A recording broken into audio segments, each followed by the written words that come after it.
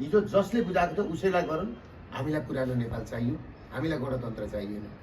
यो गणतन्त्रमा हामी कोही पनि खुसी भएनौँ नि त, भयौँ त? कोही नेपाली खुसी छ भनेपछि यस्तो चिज चाहिएन भन्ने कुरा हो। त्यही मात्रै पर्खायो। अब यिनीहरूको बुद्धि फिरोस् भन्ने मात्रै हो। यिनीहरूको बुद्धि फिरेन भने अबको लडाइँ भनेको त के हुन्छ भने नेताका घर हेर्ने, नेताका घर घरमा कतिजनालाई छेक्ने, अब गाउँमा सांसद लखेट्ने, अब काठमाडौँ छोडेर बाहिर जाँदाखेरि यिनीहरूले आमसभा गर्न नसक्ने ती ढुङ्गामुढा गरेर लखेट्ने। चारैतिरबाट लखेटौँ न, चारैतिरबाट। अबको लडाइँ भनेको त नेताका घर हेर्ने, नेताका घरबाट नेतालाई घरबाट निकालेर बाहिर ल्याउने। जस्तो तपाईँले के बुझ्नु भने बङ्गलादेशमा भएको थियो। किन भएको थियो भन्दा हद भएपछि अति भयो क्या, यहाँभन्दा हुने ठाउँ छैन। अब पनि हामीले खपेर बस्नु भनेको यो देशको लागि हामी जन्मिनु नै अपराध सोचेर यो देशलाई हामीले अब शान्ति दिउँ क्या। यो देशले शान्ति खोज्यो। उनीहरूलाई टाइम दिएको होइन। उनीहरूले आज भोलि पर्सि, किनभने सेनाले पनि के भन्यो भनेदेखि यहाँ सुन्नु, सेनाले के बोल्यो भने सेनाले पनि त देख्यो नि, जनताको सर्वोच्चता बोकेको अदालतले पनि देखिसक्यो नि, देखियो होइन? दुर्गा प्रसादले भनेको के रहेछ त, सर्वोच्च अदालतमा मलाई पक्रेर लाँदाखेरि होइन अदालतले नै छोड्यो नि त दुर्गा प्रसादमाथि चाहिँ यो चाहिँ फ्रड काम गरेको भनेर। चोरले बाबा चोरेर लगेर राख है सम्पत्ति विदेशमा भन्दा यहाँ पक्राउ मैले खाएँ हो। त्यो चोरलाई पक्रिनु पर्ने होइन।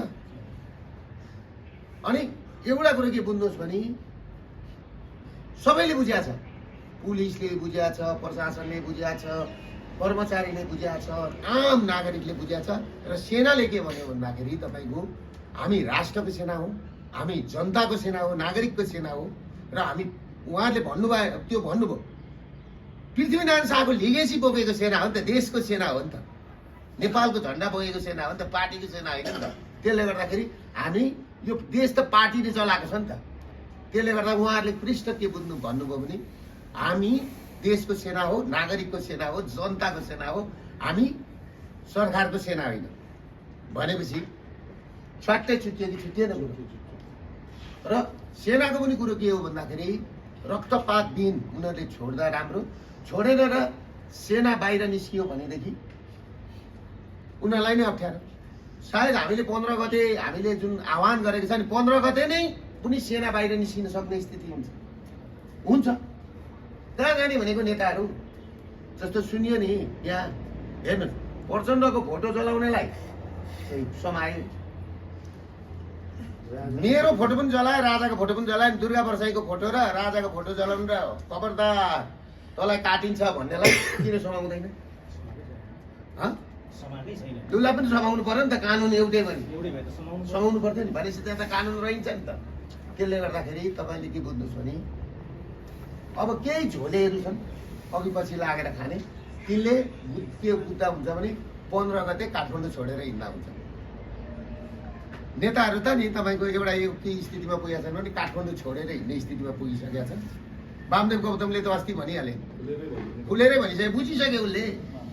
सिपी मैनाली हेरेर हिँड्ने नि हिजो 28 सालमा मान्छे काट्ने, उनीहरूले बुझिसके त। सिपी मैनाली केपी ओलीका पार्टनर हुन् नि त हिजो मान्छे काट्ने। मेरो हजुरबुवालाई काटेको त, मेरो हजुरबुवालाई काटेको कुरो बुझ्नु होइन? त्यसले गर्दाखेरि तपाईँको यिनीहरूको काम जम्मा जम्मी के भयो भन्दाखेरि तपाईँहरूले बुझ्नु होला, मारवाडीको मात्रै काम भयो। कुन चाहिँ नेपालीको काम भयो भन्नुहोस् त? नेपाली ठेकदारहरूले पैसा पाए, नेपाली युवा व्यवसायीले पैसा पाए, नेपालीले रोजगारी पाए, नेपाली जति विदेशमा गएर पैसा पठाइदिनु पर्ने, अनि सर्लक्क मारवाडीले त्यो पैसा चलाउने, हामीलाई नै दास बनाउने, अनि सटरमा गएर बसिदिनु पर्ने, उनीहरूका सामान बेचिदिनु पर्ने, बेलुका भएपछि पैसा मारवाडीलाई बुझाउनु पर्ने। त्यस कारणले तपाईँहरूले के बुझ्नुहोस् भने तपाईँ हामी सबै एक ठाउँमा भएर 15 गतेको लागि भनौँ न, हातमा औजार हुनेहरू औजार लिएर उठ, हातमा केही नहुनेहरू आवाज लिएर उठ होइन भन्छन्। अब हातमा केही नहुने होइन, हातमा खुकुरी, तरबार, खुँडा, भाँडा, चुलेसी जे छ, हिजो देश जोगाउनु पर्ने स्थिति आयो क्या। तस्करहरूले हामीले नै ल्यायौँ, हामीले नै कसरी फ्याँक्ने, त्यो तपाईँ हामी लाग्नुपर्छ। ल नमस्ते साथीहरू।